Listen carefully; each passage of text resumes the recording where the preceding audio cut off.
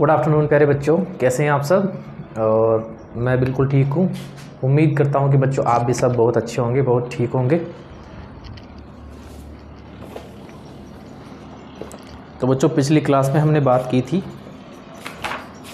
किसकी बात की थी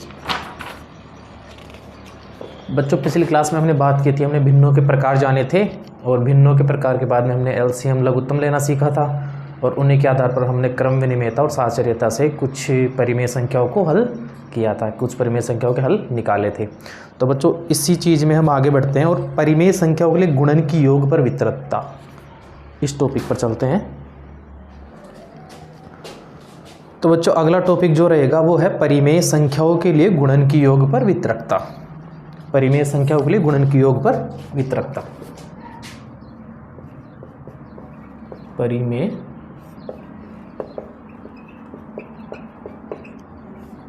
संख्याओं के लिए,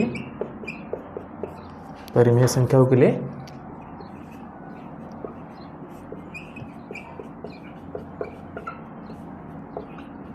गुणन की योग पर वितरकता।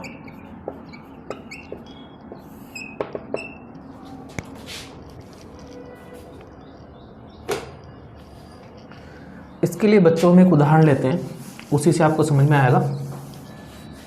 बच्चों मैंने 3 परिमेय संख्याएं ली, 2/3, इसका मान a का मान 2/3 लिया है, b का मान 3/4 लिया है और c का मान 4/5 लिया है। ठीक है बच्चों, मैंने 3 परिमेय संख्याएं ली है a b c। a का मान मैंने 2/3 ले लिया है, b का मान 3/4 और c का मान 4/5। बच्चों अब हम क्या करेंगे, इनसे हम एक नियम बनाएंगे। इस उदाहरण से बनाते हैं बच्चों, a गुणा b प्लस a गुणा c is equals to a बाहर b प्लस c कोष्टक में। बच्चों ये कहना चाहता है ये गुणधर्म की परिमेय संख्याएं गुणन की योग पर वितरकता होती है। मतलब कोई परिमेय संख्याएं हैं, अगर उनको हम गुणा करते हैं, गुणा करने पर जो हल आता है तो उसी हल को हम गुणन को योग में तोड़कर भी ज्ञात कर सकते हैं। कहने का मतलब जैसे 2 गुणा 2 4 होता है ना, अगर मैं इसको 2 + 2 लिख दूँ तो भी ये 4 ही होता है।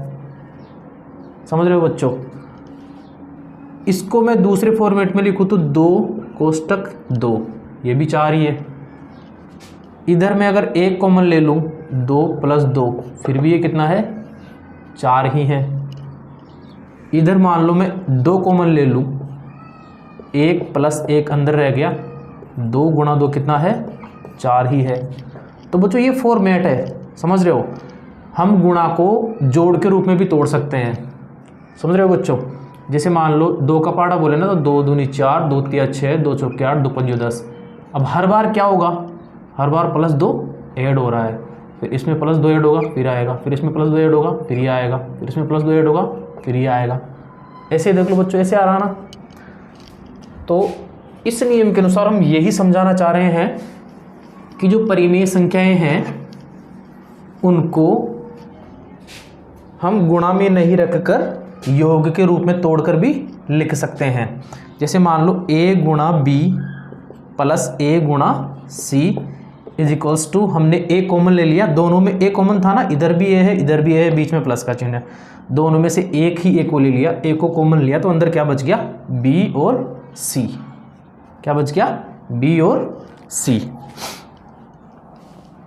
अब हम इस सवाल को लगा के देखते हैं जो मैंने उदाहरण लिया है।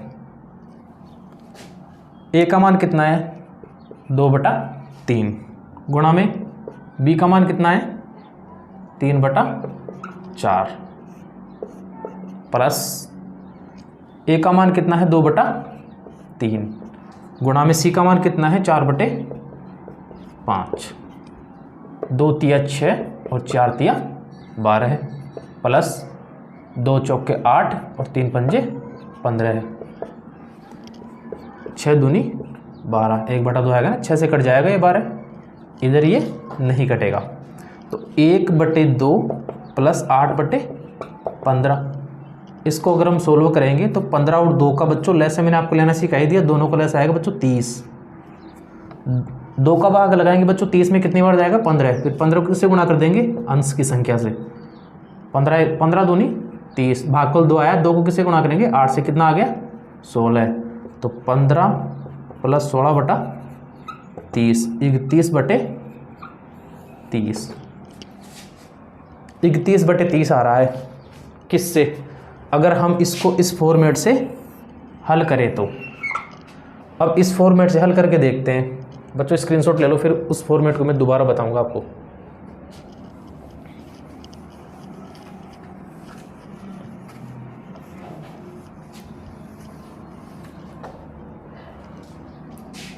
ए का मान था 2/3, बी का मान था 3/4 और सी का मान था 4/5। पहला फॉर्मेट हमने ए गुणा बी प्लस बी गुणा सी करके देखा है, उससे हमारा आया था 31/30। अब दूसरा फॉर्मेट हम अपनाते हैं, ए को बाहर ले लिया क्योंकि दोनों में कॉमन, इधर भी ए था बच्चों, ए गुणा बी प्लस ए गुणा सी इज इक्वल टू 31/30। दूसरा हमारे पास जो था वो ये है, ए बी प्लस सी, ए को हमने कॉमन ले लिया था। ए का मान कितना बच्चों 2/3, कोष्टक में हमने क्या लिखा, बी का मान 3/4 प्लस में सी का मान 4/5। 2/3 ऐसे कैसे रख लेंगे, इनका लघुत्तम लेंगे तो 20 आ जाएगा, 4 पंजो 5 बार गया ना भाग, और 5 तिया 15। अब बच्चों आप इसको सीधा करना सीख जाओ, आपके लिए फ़ायदेमंद होगा। और 5 चौके 20 और 4 चौक 16 है। तो बच्चों इधर 2/3 गुणा 31/20, ये 2 से 20 कटेगा तो 10 बार कटेगा, 31, 3 को 10 से गुणा करेंगे तो कितना आएगा 30। तो क्या बच्चों हम कह सकते हैं कि परिमेय संख्याओं के लिए गुणन की योग पर वितरकता हमारी सफल रही। किस प्रकार से, वो मैंने आपको बताया कि मान लो हमारे पास 3 परिमेय संख्याएं हैं, उनको हमने इस फॉर्मेट में लिखा ए गुणा बी प्लस ए गुणा सी। तो ये फॉर्मेट, इसको दूसरे तरीके से हम लिखेंगे ए कोष्टक बी प्लस सी। तो ये दोनों फॉर्मेट एक दूसरे को क्या करेंगे, सत्यापित करेंगे। तो ए गुणा बी प्लस ए गुणा सी बराबर ए कोष्टक बी प्लस सी। इस प्रकार से हम कह सकते हैं कि परिमेय संख्या गुणन की योग पर वितरक होगी। स्क्रीनशॉट ले लो बच्चों।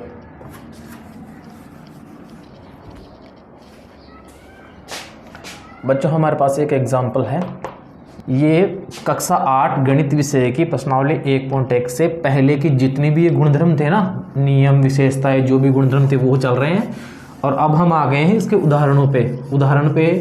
उदाहरण के तौर तरीके हम समझेंगे ना, तो हम अच्छे से इसमें जो प्रश्नावली में भी क्वेश्चन है उनको आसानी से कर पाएंगे। तो आप उदाहरणों पे थोड़ा ध्यान देना।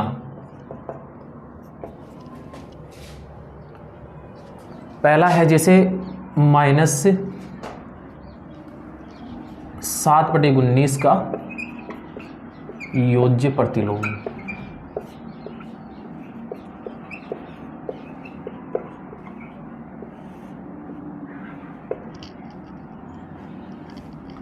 -7/19 का योज्य प्रतिलोम। तो बच्चों योज्य प्रतिलोम क्या होता है, मैंने आपको दूसरी क्लास में समझाया था कि योज्य प्रतिलोम क्या है। -7/19 का योज्य प्रतिलोम कैसे लिखेंगे बच्चों? प्रतिलोम का अर्थ होता है उल्टा या विपरीत। तो -7/19 का विपरीत क्या होगा? एक तो बेटा योज्य प्रतिलोम होता है और एक गुणन प्रतिलोम होता है। गुणन प्रतिलोम में तो हम क्या करते हैं, संख्या को पलट देते हैं। समझ रहे हो बच्चों, जो संख्या में दे रखी है ना अंश बटा हर, तो हर तो अंश की जगह आ जाता है और अंश हर की जगह आ जाता है। लेकिन योज्य प्रतिलोम में क्या करते हैं, योज्य प्रतिलोम में बच्चों संख्या तो वैसे की वैसे ही रहती है, लेकिन उसका चिन्ह परिवर्तित हो जाता है। योग के लिए उल्टा, -7/19 का योज्य प्रतिलोम होगा 7/19। समझ रहे हो बच्चों? -7/19 का योज्य प्रतिलोम कितना होगा? 7/19। क्योंकि बच्चों आपको पता है योज्य प्रतिलोम में क्या करना होता है, मान 0 करना होता है। 0 कैसे? अगर मैं -7/19 और +7/19 को जोड़ूं तो इनका मान कितना आएगा? लघुत्तम आया 19, -7 और +7, ऊपर 0 हो गया ना, प्लस के साथ में से माइनस के साथ घट गया, बटा 19, तो इसका पूर्णतया मान कितना आ गया? 0। अतः हम कह सकते हैं कि -7/19 का योज्य प्रतिलोम 7/19 ही होगा। ये आप सत्यापित करके देख सकते हैं इस प्रकार से।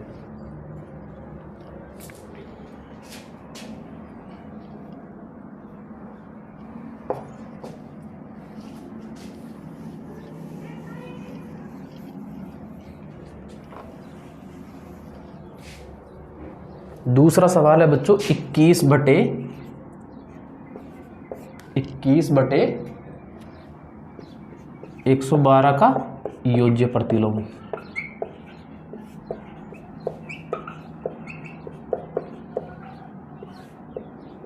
बच्चों पहले वाले सवाल में हमें अंश माइनस में दे रखा था तो हमने उसको प्लस में परिवर्तित कर दिया था।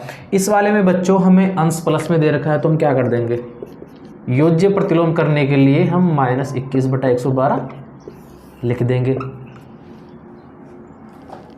इसका विपरीत ही तो करना होता है बच्चों। 21/112 था, अगर हम उसमें -21/112 जोड़ेंगे तो इसका मान 0 आना चाहिए, आएगा। 21/112 प्लस और माइनस दोनों गुणा होकर माइनस का चिन्ह आ जाएगा, और 21/112 कितना हो गया? 21 और 21 0 और नीचे 112। लघुत्तम लिया तो 112 ऐसे ही कैसे आएगा ना बच्चों। जब सेम संख्या होती है नीचे हर में तो लघुत्तम भी वो ही आता है जो संख्या में लिखा हुआ होता है। ठीक है बच्चों, दोनों का लघुत्तम आया 112। 112 में 112 का भाग लगाया, एक बार गया, एक को 21 से गुणा किया, 21 का 21। 112 में फिर 112 का भाग लगाया, एक बार गया, एक भाग पलाया, उसको 21 से गुणा किया, 21 - 21 कितना हो गया? 21 में से 21 गया तो 0/112, तो ये फिर 0 आ गया। सही है ना बच्चों? तो 21/112 का योज्य प्रतिलोम -21/112 होगा। बच्चों योज्य प्रतिलोम में तो आपको याद रखना है कि योज्य प्रतिलोम में अगर प्लस का चिन्ह है तो वो माइनस का हो जाता है, और माइनस का चिन्ह है तो वो प्लस का हो जाता है।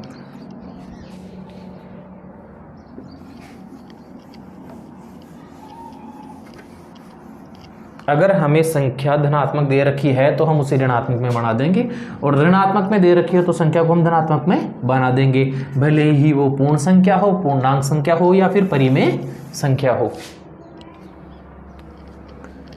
अगला एग्जाम्पल है बच्चों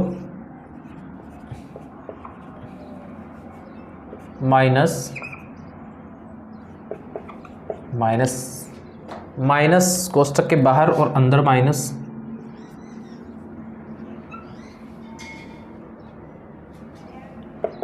बराबर x, ये हमें दे रखा है।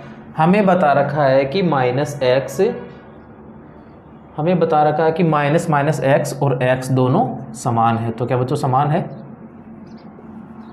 हाँ बिल्कुल समान है, क्योंकि अगर हम इस माइनस के चिन्ह को अंदर वाले माइनस के चिन्ह से गुणा करेंगे, क्यों करेंगे गुणा? कोष्ठक की वजह से।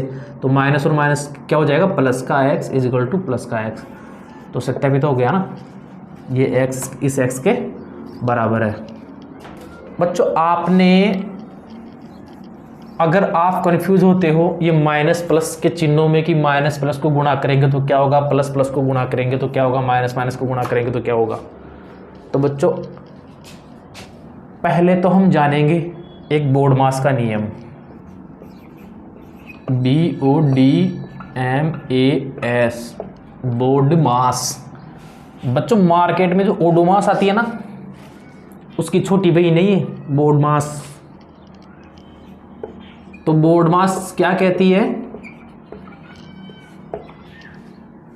ओडोमास की छोटी बहन है बोर्ड मास। ये बोर्ड मास का जो नियम है ना, ये क्या कहता है? B4 ब्रैकेट क्या है? ब्रैकेट O फॉर ऑफ यानी का मतलब गुणा। का मतलब क्या होता है? गुणा।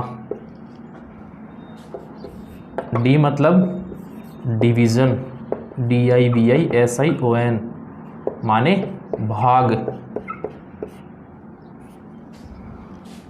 M मतलब मल्टीप्लाई, MULTIPLY मल्टीप्लाई यानी गुणन। क्या होता है? गुणन। A मतलब ऐड यानी योग, और S मतलब सबट्रैक्ट यानी घटाना। BODMAS बोर्ड मास। बच्चों बोर्ड मास ये नियम हमें क्या कहता है? पहले तो इन सब की फुल फॉर्म जान लो। B for bracket. ब्रैकेट 3 प्रकार के होते हैं बच्चों। एक तो होता है वो ऐसे वाला, इसको तो बोलते हैं बड़ा ब्रैकेट, जिसमें इस प्रकार की लाइनें आएंगी, ये तो आप बड़ा ब्रैकेट।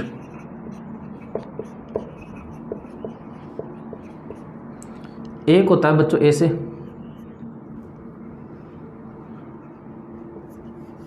कैसे होता है यार, बन ही नहीं रहा। हाँ ऐसे। अब की बार पार पड़ जाएगी बच्चों। ये है, इसको मध्यम ब्रैकेट या मंझला ब्रैकेट बोलते हैं। कौन सा बोलते हैं?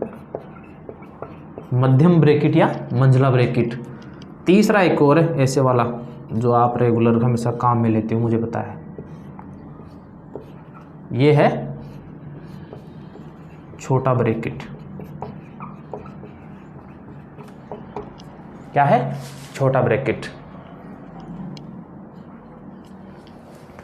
तो ब्रैकेट 3 प्रकार के होते हैं, बड़ा ब्रैकेट, मध्यम और छोटा ब्रैकेट। समझ रहे हो? ऑफ का मतलब है बच्चों गुणा। डी मतलब डिवीजन यानी कि भाग। M फॉर मल्टीप्लाई माने गुणन। A फॉर ऐड यानी योग, किसी भी चीज का जुड़ना। S for subtract. सबट्रैक्ट का अर्थ है बच्चों घटाना या घटाओ। बोर्ड मास का नियम हमें यह कहता है, आपको कोई भी सवाल दे रखा है जिसमें जोड़, बाकी, गुणा, भाग ये चारों संक्रियाएं हैं। समझ रहे हो? आपको कोई भी सवाल दे रखा है जिसमें जोड़, बाकी, गुणा, भाग ये चारों संक्रियाएं हैं, इसके अलावा ब्रैकेट्स भी लगे हुए हैं या फिर ऑफ भी लिखा हुआ है, तो बच्चों इनको कैसे सोल्व करना रहेगा?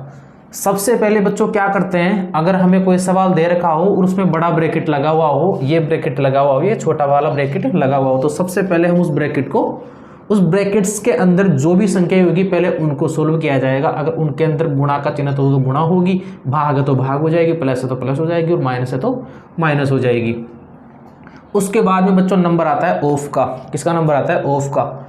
अगर सवाल में हमें ऑफ दे रखा है, इसका, उसका, किसका, का आएगा बच्चों वर्ड में, का, ये स्टारेड है बच्चों, का आएगा वहां पे लिखा हुआ।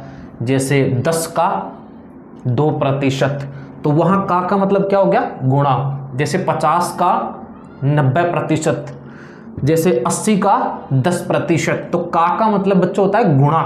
का मतलब क्या होता है? गुणा। डी फॉर डिवीजन, सीधा सीधा लिखा हुआ आएगा ऐसे वाला चिन्ह। M फॉर मल्टीप्लाई, सीधा सीधा लिखा आएगा गुणा। A फॉर ऐड, ये चिन्ह आएगा, और घटाव के लिए माइनस का चिन्ह आएगा। तो बच्चों ये नियम हमें ये कहता है कि हम ये जो सीरियल है ना, उसी सीरियल से हमेशा ऐसे सवालों को सोल्व करते हैं जहां पे हमें जोड़, बाकी, गुणा, भाग खूब सारी संक्रियाएं दे रखी हो। किसी भी चीज का सरलीकरण करना रहेगा ना, सिंप्लीफिकेशन करना रहेगा, तो उसके लिए हमें ये रूल हमेशा काम में आएगा। बच्चों आप इसका स्क्रीनशॉट ले लो, फिर आपको मैं एक उदाहरण से समझाता हूं।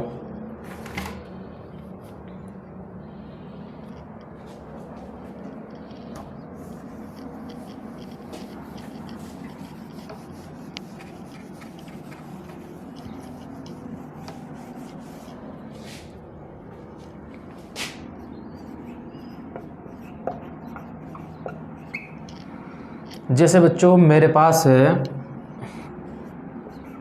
एक बड़ा ब्रैकेट है,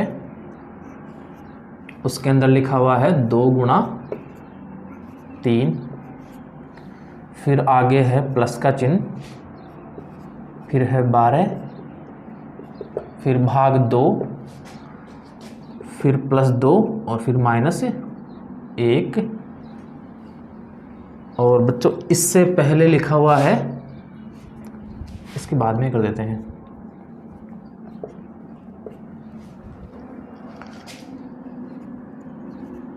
दो गुणा 3 बड़े कोष्टक में +12 भाग 2 +2 -1। इससे पहले एक चीज़ और ले लेते हैं। 100 का 10%, फिर आगे प्लस का चिन्ह। 100 का 10%, फिर आगे प्लस। 100 का 10% प्लस 2 गुणा 3 प्लस 12 भाग 2 + 2 -1। बच्चों अब ये सवाल देखने में टेढ़ा लग रहा है, अब इसको कैसे सोल्व करना है? तो बच्चों बोर्डमास के नियम का यहाँ हम उपयोग करेंगे। पहले क्या लिखा हुआ था बच्चों? B for brackets. अगर यहाँ पे कोई सा भी ब्रैकेट हो, छोटा हो, मंझला हो या फिर बड़ा ब्रैकेट हो, पहले उसकी संख्या को सोल्व करेंगे, बाकी को ऐसे कैसे छोड़ देंगे। तो यहाँ पे 100 का 10%, इसको ऐसे कैसे छोड़ा, प्लस कोष्टक के अंदर बच्चों 2 गुणा 3 था, तो ये जो संक्रिया ना पहले ये खत्म करनी रहेगी। 2 गुणा 3 कितना हो गया? 6 प्लस 12 भाग 2 + 2 -1। अब आगे क्या करेंगे? कोष्टक वाली चीज़ सोल्व हो गई। जैसे ही कोष्टक वाली चीज़ सोल्व हो जाए, समझ रहे हो, जैसे ही कोष्टक वाली चीज़ सोल्व हो जाए तो फिर उसको हम कोष्टक से बाहर निकाल देंगे। 100 का 10% प्लस, अब यहाँ पे 6 बाहर निकाल देंगे ऐसे कैसे, प्लस। अब अगली संक्रिया रहेगी बच्चों क्या? इसी में करते हैं हम। अगला था ऑफ। तो बच्चों इसके बाद में क्या करते हैं? 100 का 10% प्लस 6 प्लस 12 भाग 2 + 2 -1। आगे याद करना है। दूसरा काम क्या है बच्चों? ऑफ दे रखा है, ऑफ का मतलब का। 100 का 10%, 100 का 10% कितना होता है? अब यहाँ हम इसको कैसे लिख सकते हैं? 100 का मतलब गुणा 10%, 10%, 10 प्रति और शत, 10%। बच्चों प्रतिशत का मतलब होता है प्रत्येक 100 पर। कितने पर? जैसे हम लिखते हैं 1%, माने 1 ये प्रति का चिन्ह और ये 100, 1%। 100 में से कितना है? 1 है। 100 में से कितना है? 1 है। इसीलिए ये इसका शॉर्ट फॉर्म है 1%। इसको हम ऐसे भी लिख सकते हैं और ऐसे भी लिख सकते हैं 1/100। तो 100 गुणा 10 प्लस 6 प्लस 12 भाग 2 + 2 -1। बच्चों यहाँ 100 से ये 100 कट जाएगा, काट देंगे इसको, कट जाएगा। इधर उधर प्लस का चिन्ह है, उधर उससे आगे नहीं कटेगा। अगर इधर गुणा में है ना तो ही कटेगा, याद रखना इस चीज़ को। या फिर एक काम कर लो कि इसका इसमें भाग लगा के या फिर इसको इससे गुणा कर लो पहले, और फिर इस 100 का भाग लगा लो। यहाँ कितना बचा? 10। सीधा सीधा सिंपल हो गया। इधर 6, इधर प्लस। अब बच्चों यहाँ 12 भाग 2 दे रखा है। अगला काम क्या था? पहले ब्रैकेट को सोल्व करना था, साफ कर लिया हमने। फिर ऑफ का काम था, हमने ऑफ को सोल्व कर लिया। ऑफ का मतलब है का, मतलब गुणा। ऑफ का मतलब का और का मतलब गुणा। अगला काम अपना डिवीजन करना। डिवीजन यानी कि यहाँ पे भाग दे रखा है, 12 में भाग देना है 2 का। भाग के चिन्ह के दाईं तरफ जो संख्या लिखी होती है ना, हमेशा उस संख्या का भाग लगाना होता है बाईं वाली संख्या में। किसमें? जहां भाग का चिन्ह है उसके दाईं तरफ जो संख्या है उसका भाग लगाना रहेगा। उससे पहले जस्ट तो दे रखी है, चिन्ह से पहले जो संख्या दे रखी है ना, उसमें भाग लगाना रहेगा हमेशा। 2 का भाग 12 में लगाए, कितनी बार गया? 6 बार। अब ये संक्रिया खत्म हो गई। अब क्या बचा? प्लस का 2 -1 = जो भी आएगा। अब अपना क्या काम क्या है उसके बाद में? उसके बाद में अपना काम है गुणा वाला। अपने को दे नहीं रखा, अगर गुणा इसमें होता तो हम करते। ऑफ में तो आया गया गुणा एक बार, अगर इसके अलावा हमें गुणा दे रखा होता तो हम गुणा कर लेते। 10 + 6 गुणा के बाद में ऐड का काम ही तो है, जोड़ने का, फिर उसके बाद में घटाने का काम है। 10 + 6 16 है, और 16 और 6 22, 22 + 2 24, 24 और -1, तो कितना आ गया बच्चों? इसका उत्तर 23। तो बच्चों ये बोर्डमास का नियम हमें यही चीज़ समझाना चाह रहा है कि अगर आपको सिंप्लीफिकेशन का, सरलीकरण का कोई क्वेश्चन दे रखा हो तो उसके लिए हम ये नियम काम मिलेंगे बोर्डमास का, जो ओडोमास की छोटी बहन है। तो बोर्डमास B for brackets, O for of माने का, D for division, M for क्या है, M फॉर मल्टीप्लाई गुणन, और फिर एडिशन या ऐड, और S फॉर सबट्रैक्ट। ये सारे काम हमें करने रहेंगे। स्क्रीनशॉट ले लो बच्चों, ताकि आपको ये सवाल दिखे तो आपके माइंड में रिकॉल कर जाए।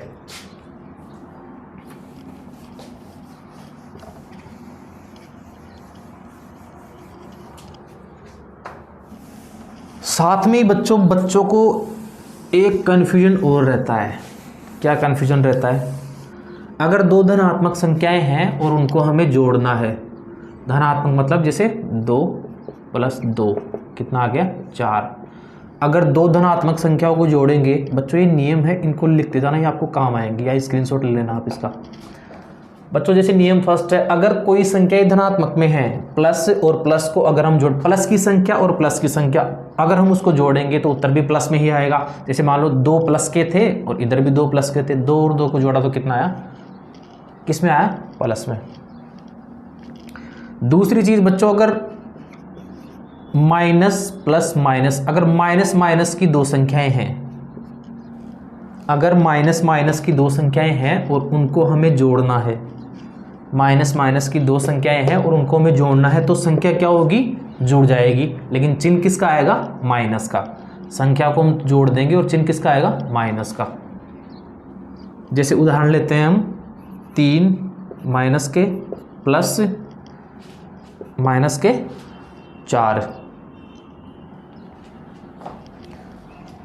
हमने इसको सोल्व किया, इसको कोष्टक में लिख देंगे तो और भी बढ़िया रहेगा, ताकि ये प्लस का चिन्ह इस माइनस से अच्छे से गुणा हो पाए।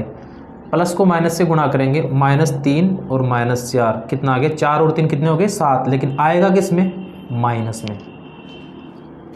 दूसरा नियम ये है। तीसरा, अगर मेरे पास एक संख्या है धनात्मक और एक संख्या है ऋणात्मक, एक संख्या है धनात्मक और एक संख्या है ऋणात्मक, अगर मुझे उसे जोड़ना हो, अगर बीच में जोड़ का चिन्ह दे रखा हो कि उसे जोड़ना हो, तो क्या करेंगे बच्चों, बड़ी संख्या में से छोटी संख्या को घटा देंगे, या फिर माइनस की बड़ी संख्या है तो माइनस की बड़ी संख्या में से प्लस की छोटी संख्या को घटा देंगे। चिन्ह कौन सा आएगा, बड़ी संख्या के साथ में जो चिन्ह है ना वो आएगा, बड़ी संख्या के साथ वाला चिन्ह आएगा।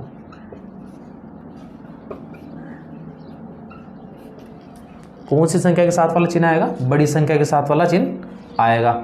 जैसे मान लो तीसरे नियम में हम देखते हैं, पहले हम धनात्मक वाली संख्या बड़ी लेके देखते हैं, फिर हम ऋणात्मक वाली संख्या बड़ी लेके देखेंगे। अगर यहाँ पे 4 है, बीच में प्लस का चिन्ह है और इधर माइनस का 1 है, तो 4 ये प्लस इस माइनस से गुणा होगा तो यहाँ माइनस का चिन्ह आएगा। 4 - 1 बराबर कितना आ गया, 3। ये तो था सिंपल, जहाँ धनात्मक संख्या बड़ी थी और ऋणात्मक संख्या छोटी थी, समझ रहे हो। अगर मान लो मेरे पास ये 1 धनात्मक होता और -4 ऋणात्मक होता, अब क्या करेंगे, 1 प्लस का चिन्ह माइनस से गुणा होगा तो माइनस ही आएगा। 1 - 4 बराबर -3। क्यों, 1 में से 4 तो घट नहीं सकता और कभी भी नहीं घटेगा, आप कहीं ले जाके घटा लो, 1 में से 4 तो कभी नहीं घटेगा। तो क्या करेंगे, 4 में से 1 को घटा सकते हैं ना, हाँ घटा देंगे। अभी मैंने आपको बताया था कि चिन्ह कौन सा आएगा, फिर 4 में से 1 घट तो जाएगा, 3 आ गए उत्तर तो, लेकिन ये प्लस में आएगा कि माइनस में आएगा। तो मैंने आपको बताया कि बड़ी संख्या के साथ में जो चिन्ह है ना वो हमेशा एज इट इज उत्तर के साथ में लगेगा। तो बड़ी संख्या के साथ चिन्ह क्या है, -3, इसका हल आ गया। चौथा नियम है बच्चों, अब इसको हम रिवर्स भी करेंगे ना तो भी वही बात है। चौथे नियम में जैसे मान लो पहले मैं माइनस की संख्या ले लूँ, बाद में मैं प्लस की संख्या ले लूँ, तो भी दोनों से एक ही चिन्ह बनेगा, बड़ी संख्या के साथ वाला चिन्ह ही आएगा। अगर धनात्मक संख्या बड़ी है तो फिर वैसे के वैसे रह जाएगा, धनात्मक में आ जाएगी, और ऋणात्मक वाली संख्या बड़ी तो ऋणात्मक वाला चिन्ह आ जाएगा, घट तो जाएगा वो। ठीक है बच्चों, ये तो था एडिशन वाला, जोड़ने वाला। अब अगर मैं बात करूँ कि अगर चिन्हों को हम गुणा करें तो गुणा करने पे कौन सा आएगा। देखते हैं, स्क्रीनशॉट ले सकते हैं आप।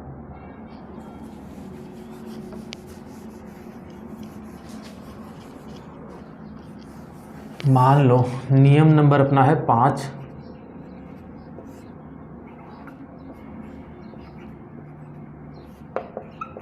नियम नंबर 5, अगर मेरे पास दो धनात्मक संख्याएं हैं और मैं उनको गुणा करूं,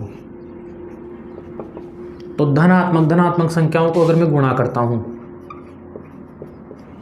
तो संख्या किस में आएगी, धनात्मक में ही।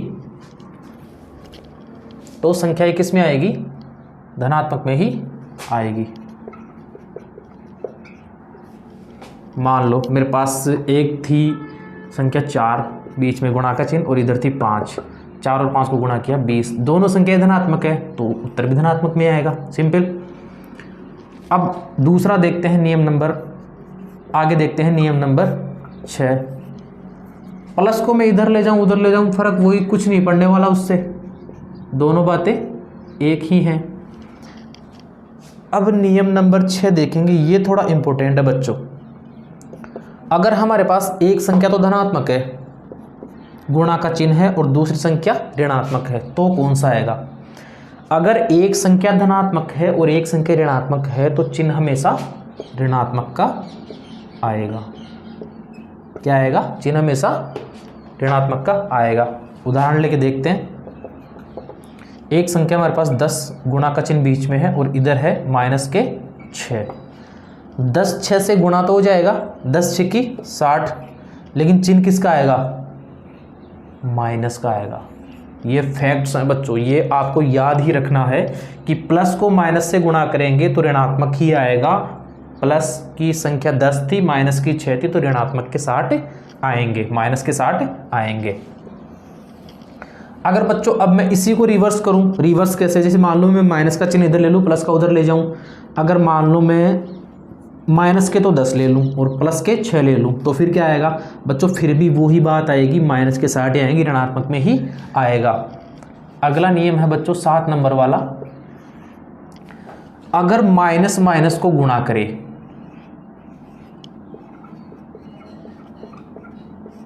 अगर माइनस माइनस को गुणा करे तो सर्वदा चिन्ह प्लस का आएगा। ये समझ लो कि ये दोनों एक दूसरे पे क्रॉस हो जाएंगे, पहला चिन्ह ये रहा और दूसरे को इस पे ऐसे लगा दिया। अगर माइनस माइनस को हम गुणा करेंगे, अगर माइनस माइनस को हम गुणा करेंगे तो हमेशा संख्या किस में आएगी, पॉजिटिव में आएगी, धनात्मक में आएगी। जैसे माइनस का 11 ले लिया, गुणा का चिन्ह माइनस का 12 ले लिया। 11 और 12, 11 दूनी 22, 11 एकम 11 और 2 13, 132। माइनस और माइनस दोनों गुणा होंगे तो किस में आएंगे, प्लस में, प्लस का 132 आ जाएगा। तो बच्चों ये नियम आपको याद रखने हैं, ये नियम आपको उम्र भर काम आएंगे। आगे आप कभी कंपटीशन की तैयारी करोगे तो उसमें भी ये बोर्ड मास के नियम और ये गुणा भाग वाले नियम की कौन सी संख्या को किससे गुणा करेंगे, प्लस को माइनस से गुणा करेंगे तो क्या आएगा, माइनस को माइनस से गुणा करेंगे तो क्या आएगा। तो ये चीज़ें बच्चों आपको आनी बहुत ज़रूरी है, ये बेसिक्स है। वैसे तो आपको छोटी क्लास में ये पढ़ा दिया गया हो, 6ठी या 7वीं क्लासों में, लेकिन फिर भी खूब बच्चे ऐसे हैं जिनका ये पोर्शन वीक रह जाता है। और बेसिक अगर बच्चों वीक रह गया तो फिर थोड़ी क्या बहुत ज़्यादा दिक्कत होती है आगे वाली क्लास में, और इसी वजह से हमारी रुचि गणित में कम होती जाती है और हम सोचते हैं कि यार गणित तो बहुत कठिन सब्जेक्ट है, हमसे नहीं हो पाएगा। लेकिन बच्चों गणित कोई कठिन सब्जेक्ट नहीं है। अगर आप रोज़ाना प्रैक्टिस करते हो ना किसी चीज़ की, तो एक दिन आप में उसका परफेक्शन आ जाता है। और परफेक्शन के बाद की भी एक स्टेज होती है बच्चों, आर्ट, कला। समझ रहे हो बच्चों, एक बार परफेक्शन हो गया ना तो खूब दिन जब उस परफेक्शन को हो जाएंगे ना, उस चीज़ में दक्षता हो जाएगी, तो दक्षता के बाद भी एक स्टेज हो जाती है आर्ट, जिसको हम कहते हैं ना कलाकार होता है किसी चीज़ का, वही होता है। वो बिना देखे बता देता है वो कि ये होगा यहाँ पे, ऐसे होता है बच्चों। तो बच्चों हमारे सवाल चल रहे थे योज्य प्रतिलोम पे। किस पे, योज्य प्रतिलोम पे। बच्चों मैं आपको कुछ सवाल दे रहा हूँ, ये आपको करने हैं। जैसे 13/17 का आपको योज्य प्रतिलोम ज्ञात करना है, और -221/222 इसका आपको योज्य प्रतिलोम ज्ञात करना है, -262/361 इसको आपका योज्य प्रतिलोम ज्ञात करना। ये तीनों सवाल बच्चों आपको लगाने हैं ताकि आपको ये योज्य प्रतिलोम वाला कंटेस्ट हो जाए। योज्य प्रतिलोम में बच्चों करना क्या होता है, योज्य प्रतिलोम में इतना सा करना होता है कि जो प्लस में अगर हमें दे रखा है तो उसको माइनस में परिवर्तित कर देते हैं, माइनस में दे रखा है तो उसको प्लस में परिवर्तित कर देते हैं। ठीक है बच्चों ये प्रश्नावली 8वीं क्लास की 1.1 के कुछ बेसिक्स थे, कुछ क्या बहुत सारे बेसिक्स थे। ऑलरेडी 4-5 क्लासेज इस पे हो चुकी है। तो बच्चों आप ये क्लासेस देखोगे ना तो आप इस प्रश्नावली में जितने भी सवाल है उनको आसानी से कर पाओगे। आप एक बार पूरी कोशिश करना उन सवालों को करने की, और मुझे कमेंट्स में बताना कि कौन कौन से सवालों पे आपको ज़्यादा दिक्कत हो रही है। बाकी जो भी मुझे लगेगा कि ये हार्ड पड़ेगा आपके लिए सवाल, वो सवाल मैं आपको ज़रूर बोर्ड पे करवा दूंगा। ठीक है बच्चों, थैंक यू। आज के लिए इतना ही बहुत है।